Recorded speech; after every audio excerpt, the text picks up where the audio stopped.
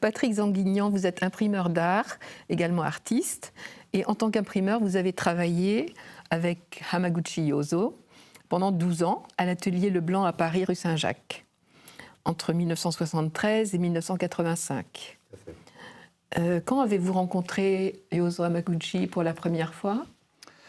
J'ai dû le rencontrer vraiment dans les années 75. En vérité, j'ai surtout eu affaire à sa femme, Keiko Minami, où ça a été, j'allais dire, dans mon évolution professionnelle, au fur et à mesure de la qualité de mon travail, j'ai eu accès à pouvoir travailler avec des artistes confirmés, dont Keiko Minami. Ensuite, beaucoup plus tard, quand même, un tout petit peu plus tard, j'ai pu travailler avec Yozo Hamaguchi. Ça, c'était une espèce de prestige à l'intérieur de l'atelier, au fur et à mesure et entre les imprimeurs.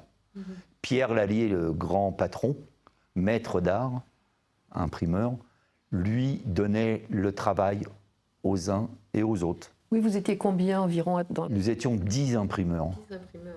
Voilà, avec beaucoup de livres, avec beaucoup de avec des petites presses, notamment une qui est derrière vous là, qui sont des presses où on commence à travailler sur des petites vues. Voilà. Il y a tout un apprentissage en fait de la technique, de l'impression, et au fur et à mesure, paradoxalement, on monte de presse, si on peut dire. On commence sur les toutes petites croisées pour arriver sur les grosses presses. Ça donne un certain prestige, j'allais dire. Est-ce que vous pourriez expliquer brièvement, pour des néophytes, des Japonais qui ne connaissent pas l'impression, la gravure, ce domaine-là, comment vous procédiez pour le travail de façon à ce que, oui, à l'atelier, par exemple, comment ça commençait? Ils prenaient rendez-vous, vous êtes qui les recevait? En vérité, tout ce qui était organisation, j'allais pas dire administrative, mais Monsieur Lallier, père, s'occupait de ça, évidemment avec sa fille Marie-Claire, et puis Pierre Lallier, donc, qui lui, le matin, s'occupait des épreuves. Donc il gérait toute l'organisation du travail et dispatchait. Voilà, moi, quand on me disait, Patrick, demain, tu as Hamaguchi qui vient, Yozo Hamaguchi qui vient travailler avec toi, voilà, on avait pris note. À la fin d'un travail, on prenait un nouveau travail, un nouvel artiste. À noter quand même que souvent, les imprimeurs avaient leurs artistes, en fonction de leur qualité. Il y en a qui étaient très bons sur le noir et blanc, et d'autres sur la couleur. Voilà, il y avait des imprimeurs qui travaillaient. Arturo Pisa était avec Paul de Cotigny. Et voilà, il y avait des artistes qui étaient vraiment spécifiques pour un imprimeur. Voilà. Moi, j'ai eu la chance d'être formé par Pierre Lallier, qui m'a initié sur toutes les techniques de gravure, de façon à ce que je puisse imprimer toutes les techniques. Voilà, du noir et blanc. Donc, et du color mezzotinto. Et du color mezzotinto, puisque après, forcément, quand on a fait le noir et blanc, on monte sur la couleur, et puis avec différents artistes. Voilà, disons que j'ai pu faire tous les artistes de l'atelier.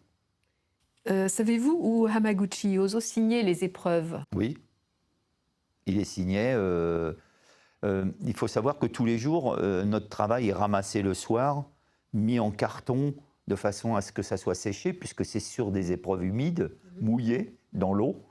Et chaque épreuve, après, est mise dans des cartons avec des poids, de façon à ce que l'humidité s'évacue. Donc, à la fin du tirage, Yozo venait dans la première cour, qui était magnifique, grande baie vitrée, et là, il avait son tirage complet, et il venait signé épreuve par épreuve. D'ailleurs, très significatif, c'est que sur les plaques de Yozo Hamaguchi, il y avait toujours le petit point de repérage sur ces gravures.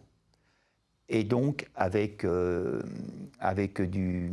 j'allais dire, de l'encre il rebouchait, et une plume, il rebouchait chaque point. Donc ça, c'était pour dire c'est fini. Voilà. Et donc, il signait une épreuve, une par une. Voilà. Et à noter, puisqu'on parle de signature, qu'il y avait une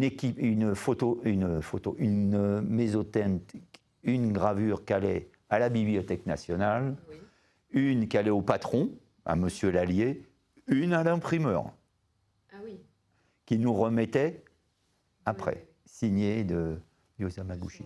Là, c'était un... Et souvent avec aussi des louanges. Bon, c'était donc disant, très gratifiant de travailler avec lui. En disant, Patrick, c'était très bien, très content. Voilà. Mais on le voyait à son visage, il était humble, très content d'être là. Non, mais reconnaissant, mais il était content d'être là. On sentait qu'il aimait les imprimeurs. Ça, c'est quelque chose qui est assez marquant. Pour avoir travaillé avec d'autres artistes qui étaient très rigides, très durs, et où là, on était un peu tendus, même nous. Il nous donnait un peu le stress. Mais lui, non. Keiko, pareil. C'était vraiment des gens adorables. Voilà. Maintenant, j'ai des questions un peu... On va entrer un peu dans la technique. Ouais. Quant à l'ordre d'impression, est-ce que c'est bien jaune, rouge, bleu et noir? Oui, on peut considérer que c'est le bon ordre. Donc c'est jaune citron, rouge cardinal, bleu cobalt ou bleu céruléen, bleu de Prusse. Oui, et ensuite un noir 81, oui, c'est ça? un beau noir, quoi. Et avant d'arriver à cette sélection d'encre, est-ce que Hamaguchi et les imprimeurs essayaient plusieurs types de jaune, de rouge, de...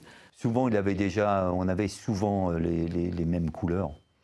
Les mêmes couleurs, mais on faisait 2-3 essais avant qu'il signe, 2 ou 3 essais avant qu'il signe son bras à tirer. Voilà, parce que il y avait il fallait... on n'a pas eu de difficulté, hein.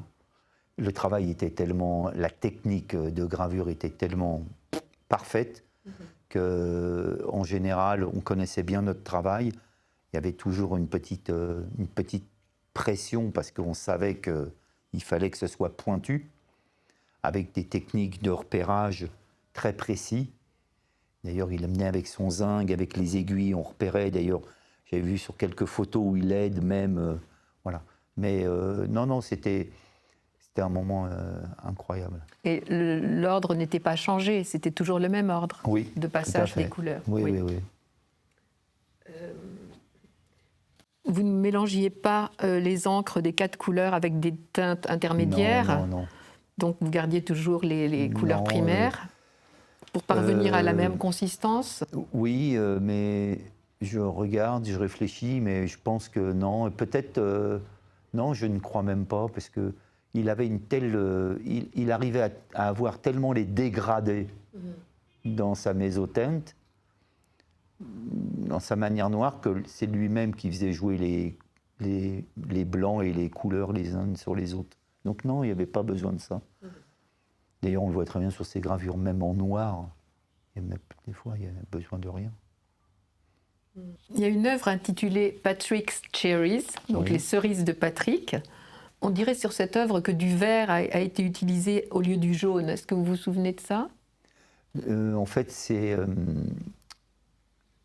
c'est l'association du jaune et du bleu qui fait vert.